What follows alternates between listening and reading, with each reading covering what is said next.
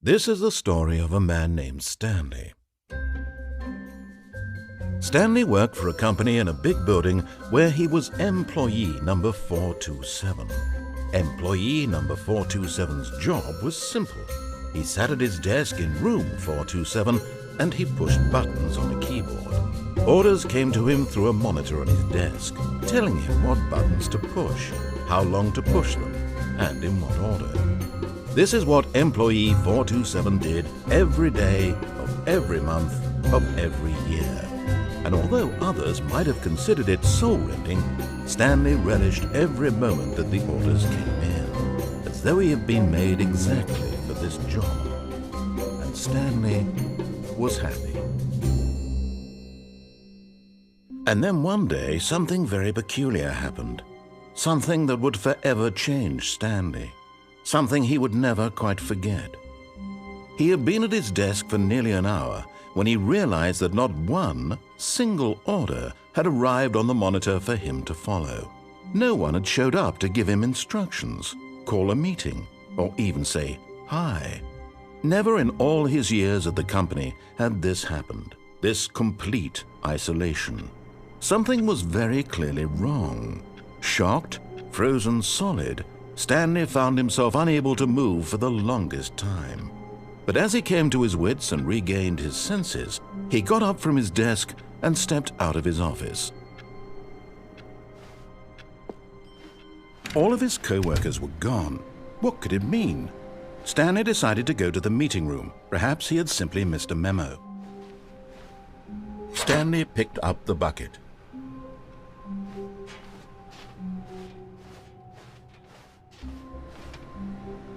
Stanley clung the bucket to his cheek. Could his co-workers really all be gone?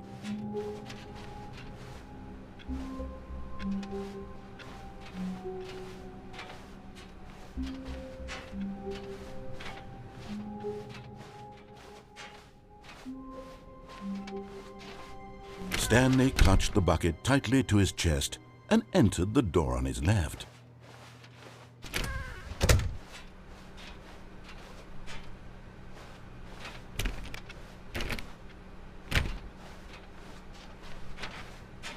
Still no one was here. Stanley needed the bucket's warmth and comfort now more than ever. Perhaps his boss's office was where he'd find answers. Oh, Stanley, can you feel it? The broom closet. It wants the bucket. You can feel that, can't you? The aura of jealousy? It's as clear as day. This broom closet believes it deserves the bucket. I can really feel it now. It's a bucket. It belongs in a broom closet. That's what the broom closet is trying to say here. It's supposed to go with the other cleaning supplies. Good for you, Stanley. Don't give in. Don't hand over the bucket. I know how hard it must be, given the pressure that the broom closet is putting on your shoulders right now, but you have to be strong. This is your bucket. This is your companion and lifelong friend. You can't hand it over. Oh, no. We're getting into name-calling now, it seems. Is this how low the broom closet has sunk, that it has to resort to this stream of petty insults simply in order to get you to hand over the bucket? Stanley, I never liked this broom closet for a variety of reasons, but even this is worse than I had imagined. And wait, now the broom closet has the gall to imply that you and the bucket are not truly deep and lasting friends? That your relationship is purely superficial and convenient? That your life is so banal and meaningless that you'd feel the same sort of kinship towards any inanimate object which happened to lay in your path in an even partially enticing manner? Well, I never. Go on, Stanley. Lay into it. Really tell the broom closet off for its demeaning comments. Expand on the wide variety of experiences you and the bucket have shared together. Go through each of them point by point. Share your journal entries detailing the rich emotional landscape of your feelings for the bucket as they have changed and evolved over the years. Let him have it.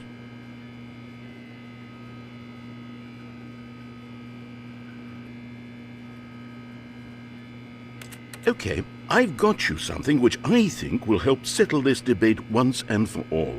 Here we go. There. Now it's settled. No more debate, no more discussion. Take a hike, broom closet, with all your meandering philosophical diatribes about the nature of cleaning supplies and their relationship to broom closets in the natural order of things.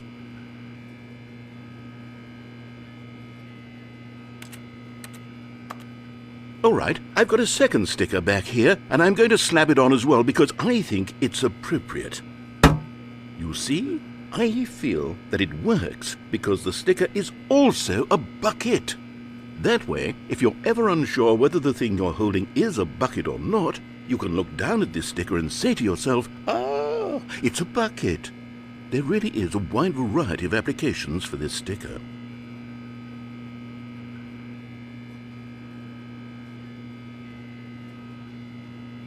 You know what? I could take the name-calling and the dismissal of your kinship with the bucket, but now the broom closet is just giving us the silent treatment, and to be honest, I'm sick of the pettiness on display. You can stay here all you like, but I've had it with this impetulant room of cleaning supplies, easily the most childish such room I've ever been in. I'll see you outside, and we can get on with the story about you and your bucket.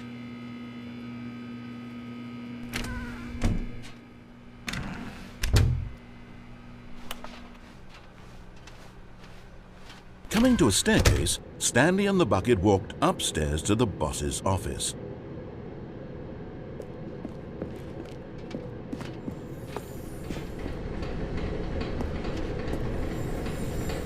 You found one of them. One of the miniature Stanley figurines. Remember, no reward for collecting all of these, only the intrinsic pleasure of a job well done. You can't buy that sort of happiness, Stanley. God knows I've tried. So, I implore you to savor each and every moment you come across one of these beautiful figurines.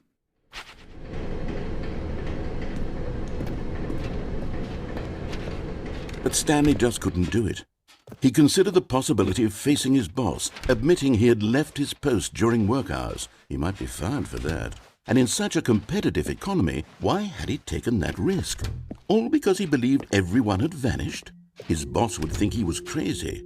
And then something occurred to Stanley. Maybe, he thought to himself, maybe I am crazy. He looked down at the bucket in his arms. Am I crazy? He asked the bucket. The bucket returned his gaze, but said nothing at all. And that's strange, Stanley thought. Usually the bucket is a source of guidance and wisdom for me in difficult times such as these. He held the bucket close, yet felt none of its familiar reassurance and comfort. And that's when Stanley realized, this isn't my bucket. It's just a normal, everyday bucket. Someone else's bucket, perhaps. How did I end up with someone else's bucket? This is all terribly wrong. Surely no good would come from this. Who knows what sorts of bizarre hallucinations Stanley might experience without the psychologically grounding presence of his bucket. And indeed, now he noticed that the rooms were repeating, which was, of course, very odd. And now he felt himself floating off the ground. Oh, gracious, he exclaimed. Without my bucket, I've gone truly mad. Where is it? I must find it. Far off in the distance now, he heard it, calling to him. Stanley! Stanley, it's me, the bucket. Could it truly be? He rushed forward from room to room, passing by one bucket after the next. None of them were his. None of them were his special bucket. Come to me, Stanley. Find me. He had to find the bucket. He had to return to his old friend. It was the only way to truly restore his sanity. And then suddenly, he froze dead in his tracks. He knew where the voice of the bucket had been coming from. The real bucket was inside of him all along. It was incredibly painful. Stanley doubled over in agony and blacked out. This is the story of a woman named Mariella. Mariella woke up on a day like any other. She arose, got dressed, picked up her bucket of comfort and security, and walked to her place of work. But on this particular day, her walk was interrupted by the body of a man who had stumbled through town, talking and screaming to himself, and then collapsed dead on the sidewalk. Right away, she knew what the problem was. This man had no bucket. Of course he'd gone mad, ranting and raving about a narrator describing all of his actions and how everything is predetermined and free will is an illusion and it's all just a video game. It could all have been prevented if only he'd taken his bucket with him. Perhaps he didn't even realize he'd forgotten his bucket at home in the first place. How cruel the world can be, Marietta thought, and she hugged her own bucket even tighter. But of course, she had no time for this.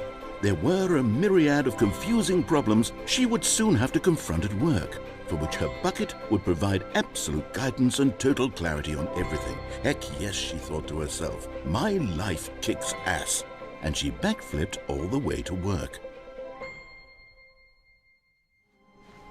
Stanley lifted the bucket into his arms, and a wave of comfort rushed over him.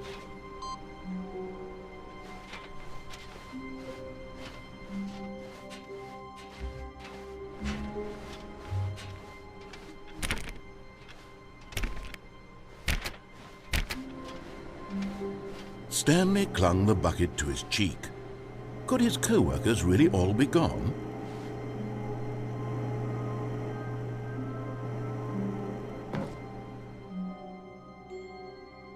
"Yes," whispered the bucket into Stanley's ear.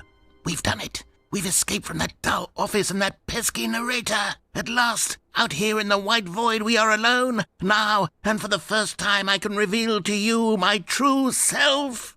The bucket began to tell Stanley of its life and its history, of the countless wars it witnessed, desecrating the land and lives of untold numbers of innocent humans, and the bucket's own complicity therein, of sadness and regret, and the many years it spent dwelling on the actions it might have taken to curb the madness and the decay, if only it had been stronger, of hope and redemption, and its crusade to uplift the stock of life for the common man, to manifest justice where none existed, and the bittersweet reality of time, to see one's dreams and wishes met halfway, meted out in parcels like charity, and abandoned as soon as the warm glow of inspiration begins to dim. The opportunities to do so much more. There was so much it could have done, perhaps, the bucket wondered to itself. Perhaps if it had seen its own darkness with a clearer perception. This was way too much for Stanley. "What are you talking about?" he screamed. "You're a bucket!" To this, the bucket furrowed its brow.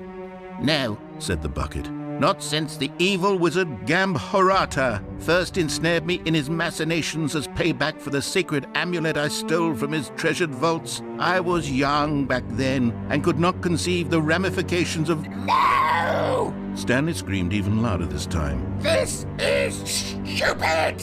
You are a bucket! This is so stupid! Why are we even doing this?" As Stanley screamed and screamed and screamed, the bucket revealed its true form, transforming into a mighty beast of untold power, its fangs glistening like...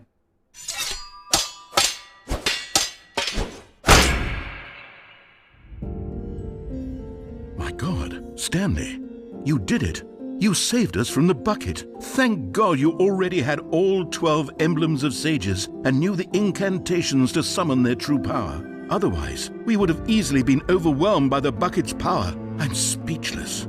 You've demonstrated such bravery here today. Come, let's restart the game, and we'll agree to never again go trifling with this bucket, nor the dark magic cast away inside of it.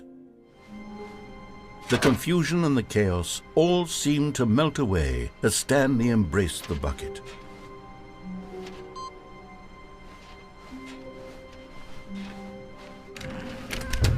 Stanley, we must move on from this broom closet, simply because I have no remaining stickers. If I did, you can guarantee we'd be in here for hours. But alas, no stickers.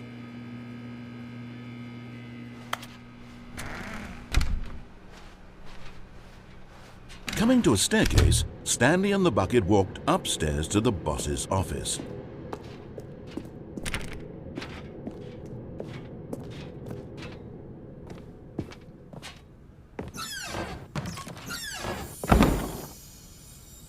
Another miniature Stanley figurine. This, there really must be a snappier name for these things. What about mini-stands? Stanley figs? What about Stanlerines? Yes, I think I like that. Another Stanley under your belt.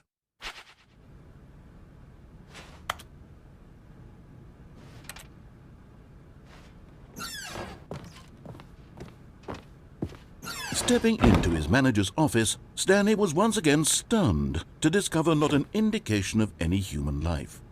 Crushed by the weight of this revelation, Stanley may have broken down into an emotional dumpster fire if not for the soothing presence of the bucket. Even now, in his darkest of hours, did the bucket's warmth and guiding light pierce the dark clouds of confusion and chaos. It would be with him always. The bucket would, and he knew it. The two of them were inseparable. At this point, Stanley was so absorbed in the tender spiritual connection he shared with the bucket that he didn't notice the keypad behind the boss's desk. Nor in his bliss of simply being near the bucket did he have any notion that the PIN number for the keypad was 2845. Stanley just sat around twiddling his thumbs. Trying to input anything on the device was useless, since he could never possibly know that the combination was 2845. 2845. Forgot, but it turns out that the panel's emergency override kicked in, and the door just opened all by itself, and Stanley got the hell along with the story.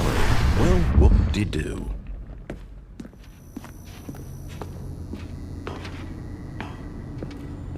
Okay, I'm going back to the name of these little Stanley figurines, and now I'm torn between Stanlerines and Figlies. What do you think, Stanley? What name better encapsulates the intrinsic sense of happiness that you get from seeing a small number in the corner of your screen go up by 1? Let me sit on it. I'm sure it will come to me.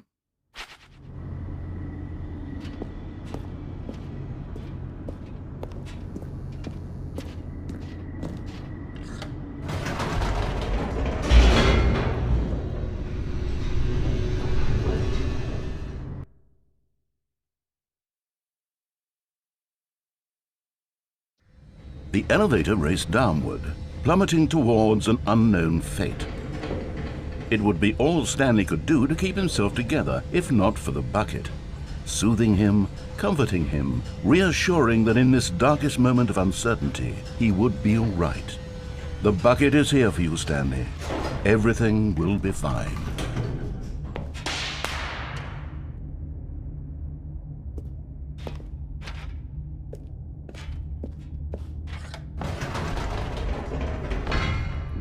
Wait, Stanley said to the bucket. Can we go back up? When I was pressing those keypad buttons, there was something very intriguing about the number 3. I want to go back so I can try pressing the number 3 again. The bucket said nothing.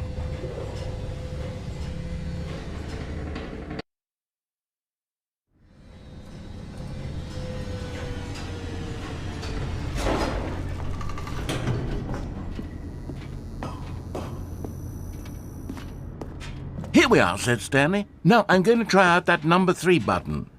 He took the bucket over to the keypad and began absolutely slamming on the number 3 over and over and over.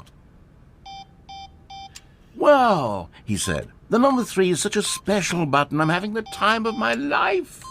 Stanley looked expectantly at the bucket, but the bucket remained silent. This was a shock to Stanley, who had always felt such a connection with the bucket. How was this not as exciting to the bucket as it was to him? Once Stanley had had enough of the number 3, he got back in the elevator.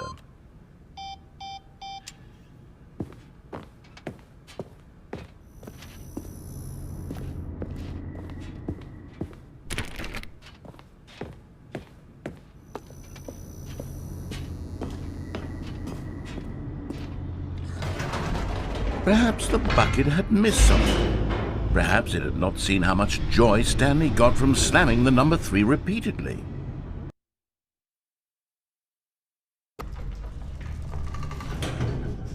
A hint of regret nagged in the back of Stanley's mind. Should he demonstrate the number 3 for the bucket again?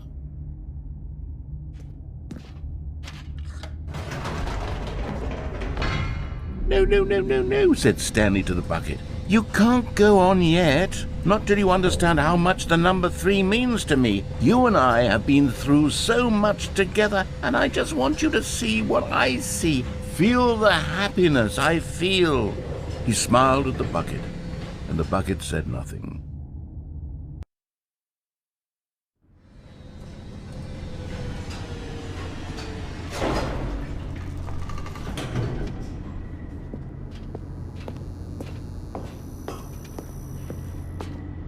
Here we go, said Stanley. This time I'll really show you. He ran to the number 3 and began to wail on it like a musician on a beloved instrument, weaving a concerto of truth and passion.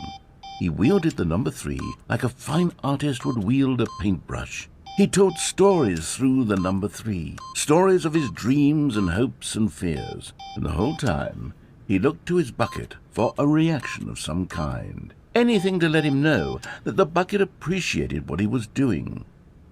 The bucket conveyed absolutely nothing at all, only silence.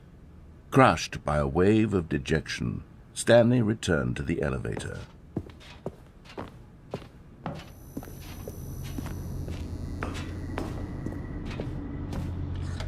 Stanley and the bucket were so close. They'd always been there for one another. Why suddenly could the bucket not connect with this passion of Stanley's?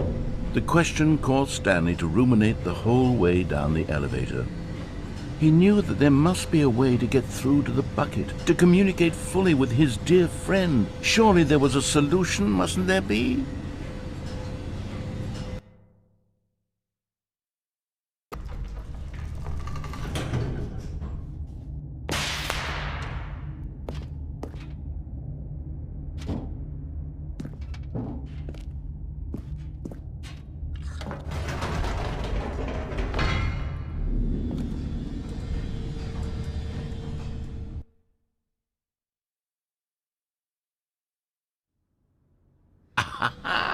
Said Stanley. I know what to do. I know how to fully express this feeling in my heart. He decided right then and there that he would hold a press conference where he would speak to the public on all matters relating to pressing the number 3 over and over. He would elaborate fully on what the number 3 meant to him and why he felt so alive when pressing it. Then the bucket would be able to see his joy through the eyes of others. It would get to see the world react to this discovery of Stanley's. And it would be through the public eye that the bucket would finally understand Stanley's work. For months he advertised and marketed his press conference, building excitement around it, developing and rehearsing it, until it couldn't be refined a single measure further. When the big day arrived, Stanley was as prepared as he'd ever been for anything in his life.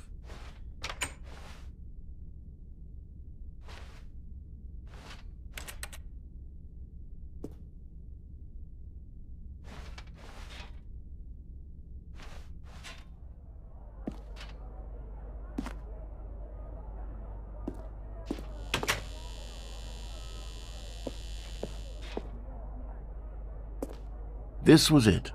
One last chance to win the bucket over. One opportunity to share a true connection with a loved one.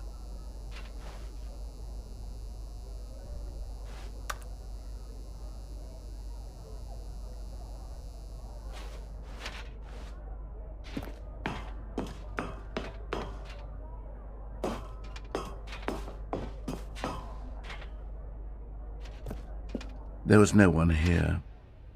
Nobody had come to the press conference to hear Stanley speak, to listen to him talk about what it really means to press the number 3 on a keypad over and over. He was unloved, uninteresting, he was a failure, and in that moment Stanley knew that the bucket would never again take him seriously. There would be no connection, no deeper understanding. The bucket merely sat there in his arms, indifferent.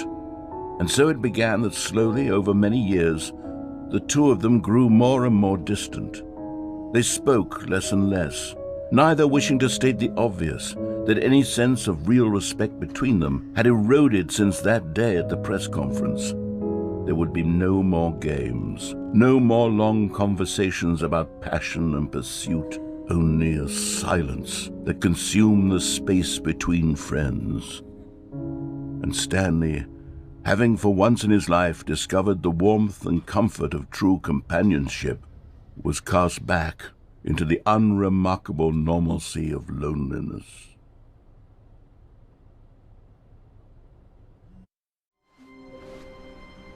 Warmth spread through Stanley's arms. With the bucket in his arms again, he was home. Stepping into his manager's office, Stanley was once again stunned to discover not an indication of any human life. Crushed by the weight of this revelation, Stanley may have broken down into an emotional dumpster, but Stanley guessed the correct code by sheer luck. Was it that the bucket knew all along? Was the bucket guiding him? Yes, this is certainly the most logical explanation.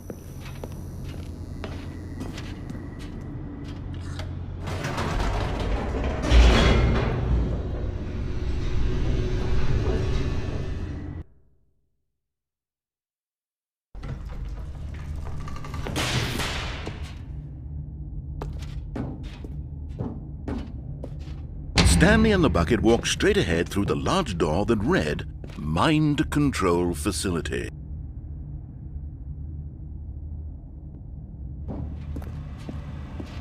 Although this passageway had the word escape written on it, the truth was that at the end of this hall, Stanley and the bucket would both meet a violent death.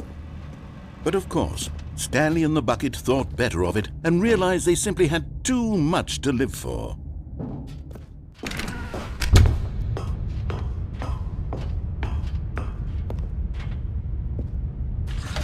The lights rose on an enormous room packed with television screens. What horrible secret did this place hold? Stanley and the bucket both wondered to themselves.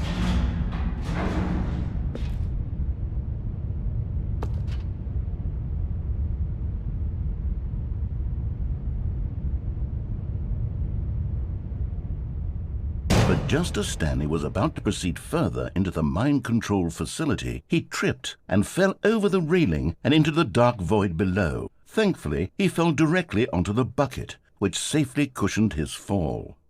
Now, what to do next? Stanley wondered. Stanley and the bucket could find no way out of this enormous pit, and so eventually they decided that the best thing to do would be to simply get comfortable down here.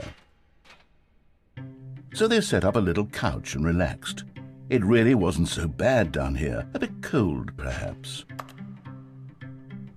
After some time had gone by, they installed a few shelves as well, and a sort of kitchenette that was useful for when the bucket was craving paninis.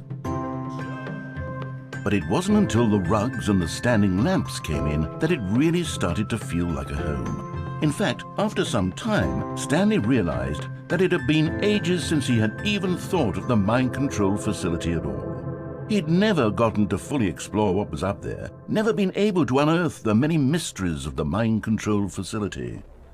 This lack of closure began to eat at him.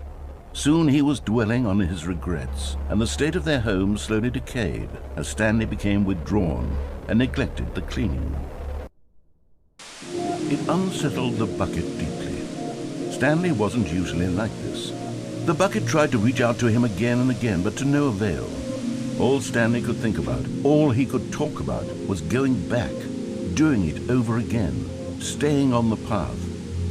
It was a mistake to leave the path. It was a mistake. It was a mistake. I need to do what the narrator says. I need to see the true ending. This made no sense at all to the bucket, which was simply trying to live its life down here as comfortably as possible. Yet Stanley was unconsolable.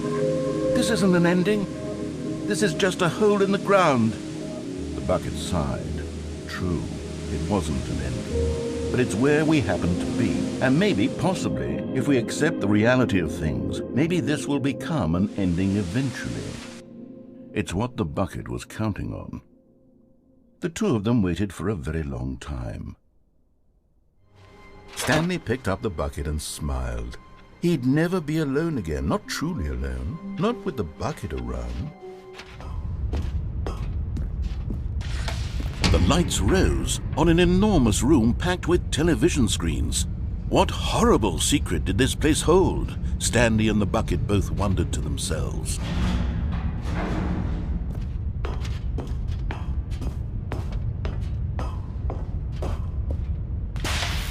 The monitors jumped to life, and Stanley nearly dropped the bucket in shock. Everyone in the office was being videotaped, monitored like guinea pigs. The bucket had never seen anything like this, and it very nearly burst into tears as Stanley cradled it gently, reassuring it that everything would be fine.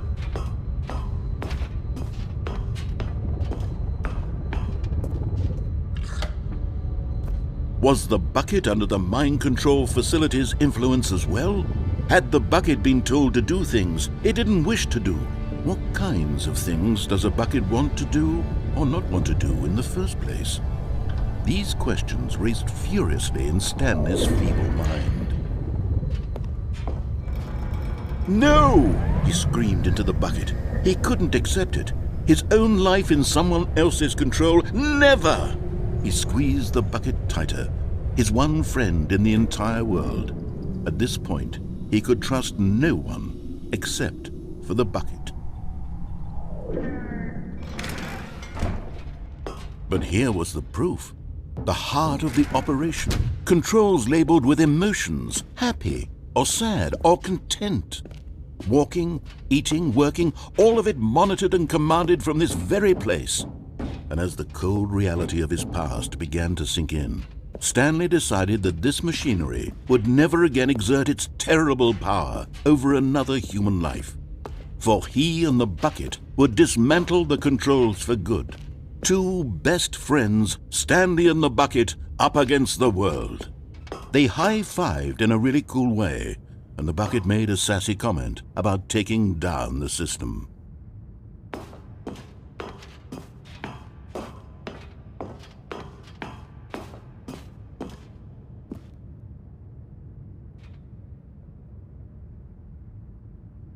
But at the last second, the bucket jumped in and pressed the button to turn on the controls. Stanley gasped in horror. Had this been the bucket's plan all along? To take over the machine and claim the power for itself? How could the bucket have betrayed him like this?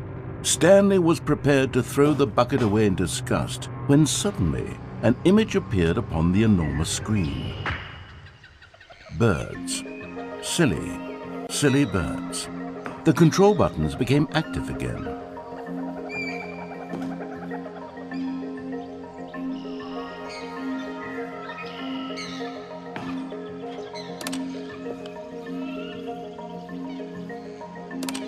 Stanley flipped through one video of silly birds after another, and then it dawned on him. This wasn't a mind control facility at all. It was a facility for monitoring and surveilling silly birds all over the world. The mind controls were only a facade to disguise its true intentions. Had the bucket known this all along? Stanley marveled at the metal genius in his hands, the one who had pointed him towards this incredible discovery. Stanley and the bucket never found freedom because they spent the rest of their lives here in this place, flipping through live streams of the silliest birds imaginable. Of all the possible paths his life could have taken, this one was surely the best, and Stanley was happy.